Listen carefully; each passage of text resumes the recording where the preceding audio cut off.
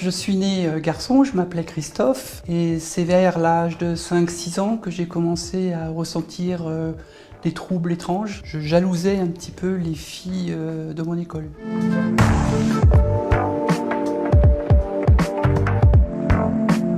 Bonjour, je m'appelle Céline, je vais avoir 55 ans et je suis transgenre. Pendant 53 ans, j'étais un homme et j'ai fait une transition pour vivre en accord avec mon genre, pour vivre en tant que femme. Alors je suis né garçon, je m'appelais Christophe et c'est vers l'âge de 5-6 ans que j'ai commencé à ressentir des troubles étranges. Je jalousais un petit peu les filles de mon école. Alors évidemment, à l'époque, on n'en parlait pas du tout. Moi, j'étais convaincue d'être la seule personne sur Terre à avoir ce problème. Et j'en ai jamais parlé à personne. Il faut savoir qu'il n'y avait même pas la télécouleur.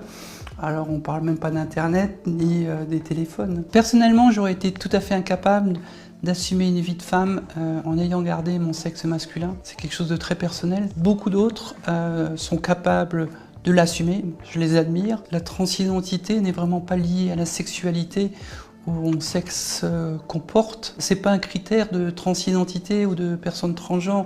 Il n'y a pas de niveau dans la transidentité en disant moi je suis une vraie parce que j'ai eu l'opération.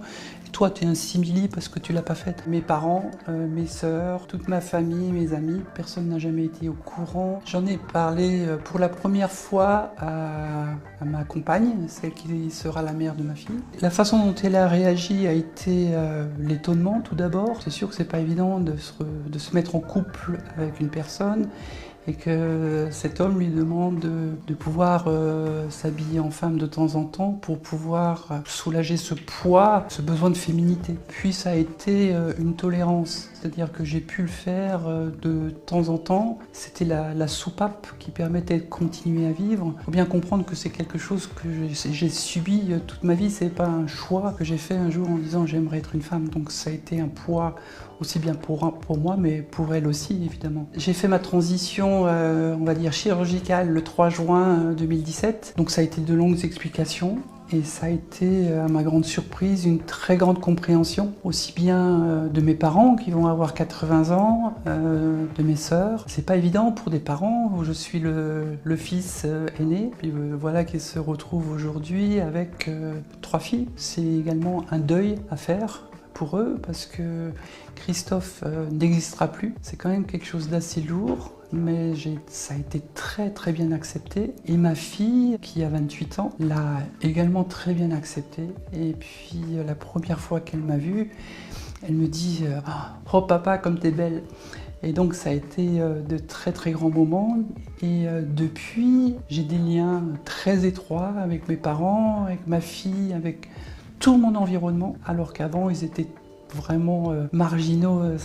Je leur parlais peut-être 2 fois par an. Justement, je cherchais ces moments de solitude où je pouvais être moi-même, où je pouvais m'habiller en femme, être tranquille à la maison, en sachant que jamais personne ne m'avait vu dans cet état-là. Donc je coupais les liens avec beaucoup de personnes, juste pour pouvoir être tranquille à la maison. Les démarches en France pour pouvoir accéder à la chirurgie et à la réassignation sexuelle sont effectivement très longues et je ne l'ai pas fait en France pour cette raison-là. Parce que d'une part, j'aurais jamais accepté qu'un médecin psychiatre me dise si oui ou non je pouvais disposer de mon corps comme je l'entends. Moi j'ai ce mal-être depuis l'enfance, mais ils vont quand même me demander une psychothérapie pendant 2 ans, plus le temps des traitements hormonaux de substitution, et après il y a encore un délai d'attente de 3 ou 5 ans pour accéder à la chirurgie. Donc c'est vraiment un parcours du combattant et il y a tellement de personnes qui se perdent dans ce parcours que je trouve ça scandaleux. Moi, pour ma transition, j'ai choisi mon parcours du début à la fin. Habitant au Vietnam, il n'y a pas d'endocrinologue spécialisé dans la dysphorie du genre.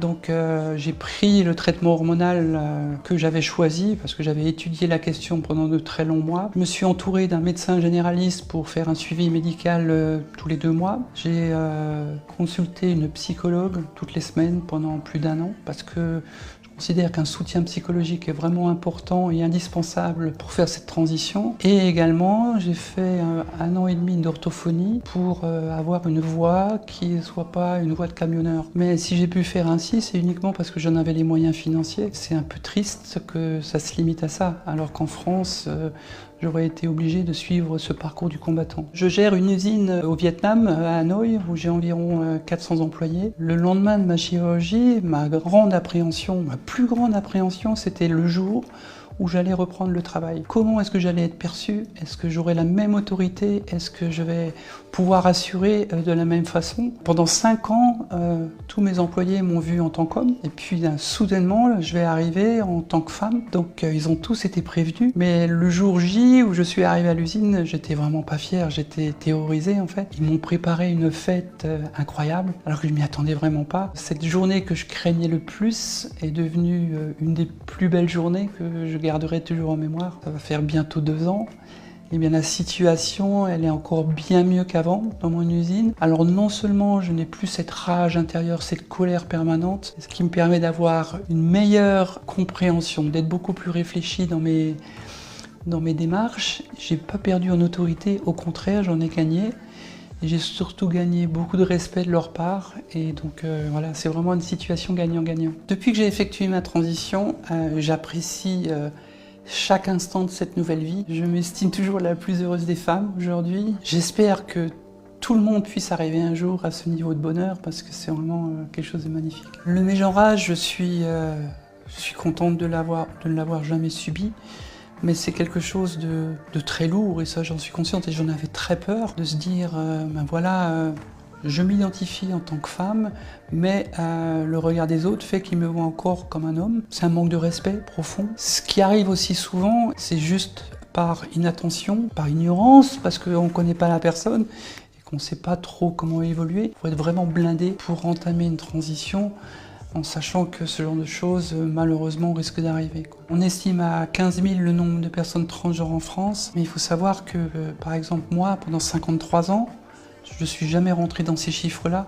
J'en ai jamais parlé à personne. Et je suis convaincu qu'il y a des milliers de personnes qui, jusqu'au terme de leur vie, vont vivre avec ce trouble et n'auront jamais l'opportunité de pouvoir effectuer une transition. Moi, je l'ai considéré comme un trouble parce que toute ma vie, c'est quelque chose que j'ai subi et qui m'a troublé profondément et qui, du jour au lendemain, a disparu. Alors, si j'avais un message à faire passer, c'est un peu ma mission, la mission que je me suis fixée, c'est d'essayer de montrer une sorte de normalité, de donner de la visibilité, de montrer qu'on puisse avoir une belle vie, d'être très heureuse après une transition, d'avoir une vie professionnelle réussie, d'être totalement épanouie. Et je suis convaincue que c'est par petits pas qu'on arrive à changer les mentalités de la société et d'obtenir, je l'espère rapidement, une meilleure acceptation.